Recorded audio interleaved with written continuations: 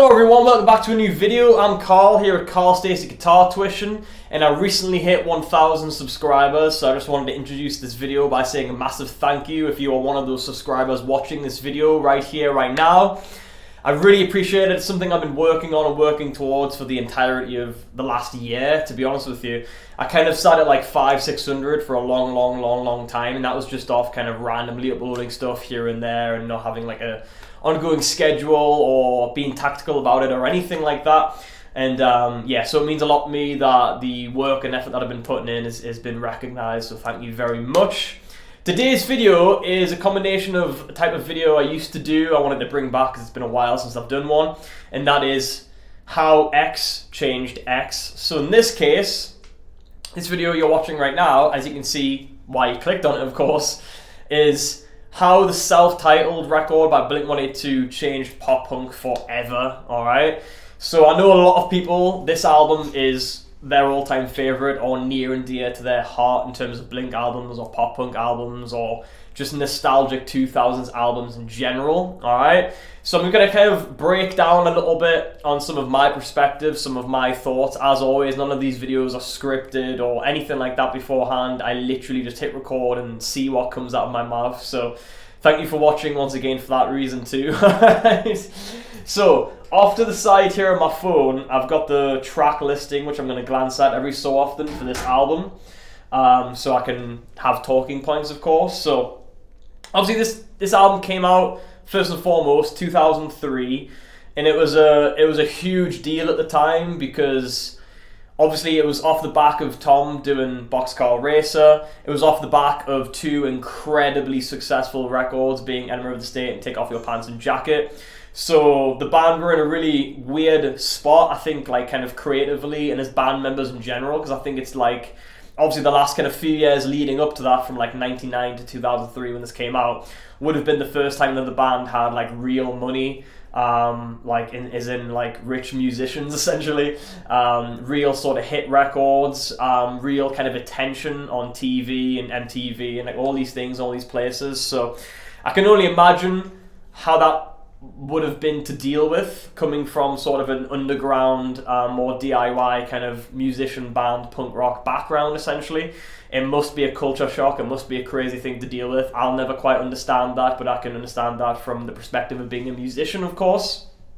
And I think that it's one of those things where the band were probably in a spot where creatively they were like, we can't do another Enema of the State to Take Off Your Pants and Jacket, we have to do something else, or we want to do something else, and that's obviously what led to this album, especially off the back of Tom going off and doing his own kind of exploration with Boxcar Racer and that sort of thing. And obviously that created the ever famous kind of feud between Tom and Mark initially, which led probably to reasons for the band breaking up a couple of years later. So yeah, this album was an interesting one. It came out at an interesting time in time period, but also in the time period of the band's career and the band's life. Stylistically, obviously, it was a drastic kind of exploration and change, and a lot more deep, dark, experimental, progressive, that sort of thing. If you know the album, if you know the songs, then of course you know exactly what I'm talking about. If not, I definitely recommend you go check it out, because it's a hell of a journey from front to back, that's for sure. And albums don't get listened to from front to back enough these days as far as I'm concerned, so definitely go and do that. But anyways, so I'm going to kind of run down some of the tracks here, right? I truly believe this album changed pop punk forever, because obviously pop punk as we know it sounds a certain specific way. Even to this day it sounds a certain specific way. It's very kind of based off the late 90s, early 2000s, even to this day. And I'm kind of guilty of writing off that style with my band a little bit as well.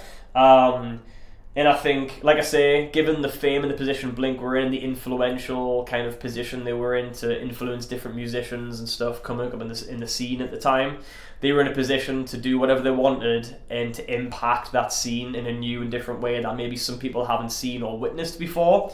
So of course the band were bringing in influences from things that they've never brought in before, like The Cure, or like other sort of darker, more atmospheric post-hardcore music, things like that. So obviously we've got, starting with Feeling This. This is a track that is iconic, of course, as far as 2025 is concerned. got that iconic drum sound that Travis Barker kind of became known for, I feel like, later down the line. I feel like they've used that in a few albums since, and he's used it in a few albums that he's produced since as well.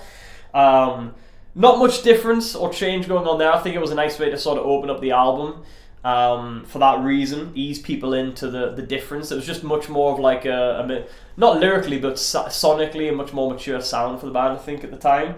The biggest difference, obviously, that's not a pun intended, I do apologise. The song Obvious is the biggest kind of shift, second track straight in. Kind of piggybacking off that Boxcar Racer tonality and sound a little bit that Tom explored the year beforehand. I feel like Obvious really sort of tapped into that more post-hardcore, edgy, heavier sound that the band had never explored before. I Miss You, of course, the band had done, I don't know, could you argue ballads? I don't know. I feel like this is the band's first proper real attempt at a ballad, really. Soft, kind of slow song. Meaningful, emotional, obviously became iconic since as well. And it definitely captivates that Cure influence at the time, which was new and different for the band too. Violence, again, feel like it's similar. Some of these songs are very similar to like the Boxcar Racer vibe. I feel like Violence, Obvious, and Stockholm Syndrome are the biggest kind of contenders for piggybacking off of that Boxcar Racer sound a little bit. Violence definitely explores different kind of subject matter lyrically, a lot darker in tone, that sort of thing. Obviously the interlude, exactly the same, running into Stockholm Syndrome.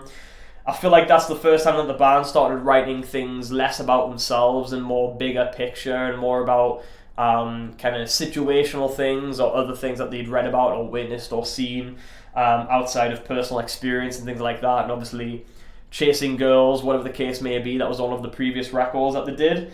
Down, iconic song, but even still very kind of different tonality, much more experimental. I feel like it's not a super dark song, but it's definitely a very progressive experimental song, that's for sure. Another interlude where, for the first time ever, I feel like Blink started to really push and explore electronics and maybe even a little bit more of the kind of hip-hop side of what Travis brought to the band as well. Go, pretty straightforward punk rock song, arguably sort of more of a hardcore punk song, I guess, in some ways. Astina, it's one of my all-time favourite Blink songs, by the way. Again, this sort of started to... I feel like that song was the birth of Angels on Airwaves, essentially, where Tom started to explore that tonality and that sound and that vibe a whole lot more, which led to, again, maybe the band breaking up and him doing that a whole lot more. Always another iconic song, but again, very different tonally and sonically and lyrically for the band.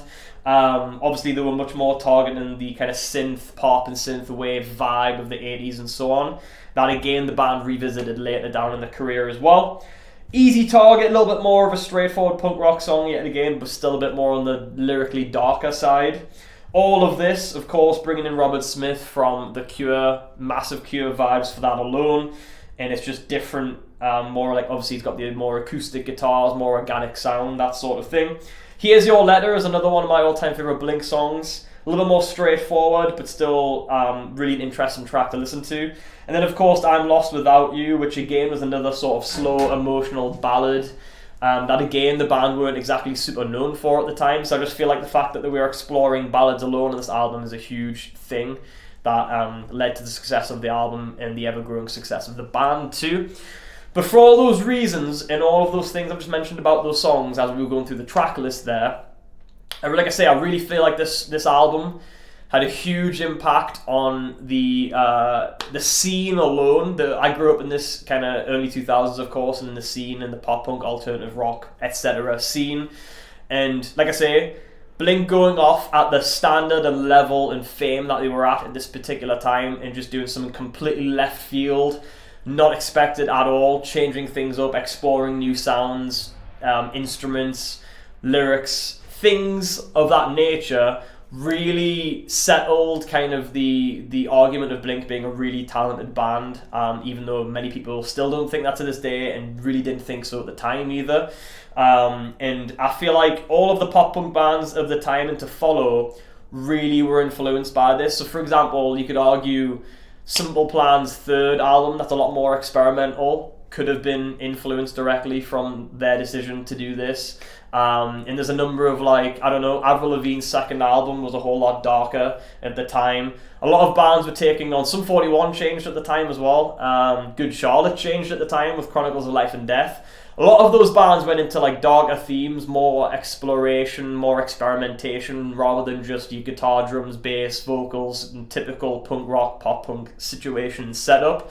Of course, it was always that at its core, and it's always going to be that at its core, but it's all of the things that they added to that and pushed past through with that as well. So that's my argument and my opinions and my thoughts and my perspective on the self-titled Blink album, changing pop punk in the scene and in the industry as a whole. Let me know what your thoughts on this album are and on all the things that I brought and mentioned here today. I want to thank you very much once again for watching, and I'll see you in the next video.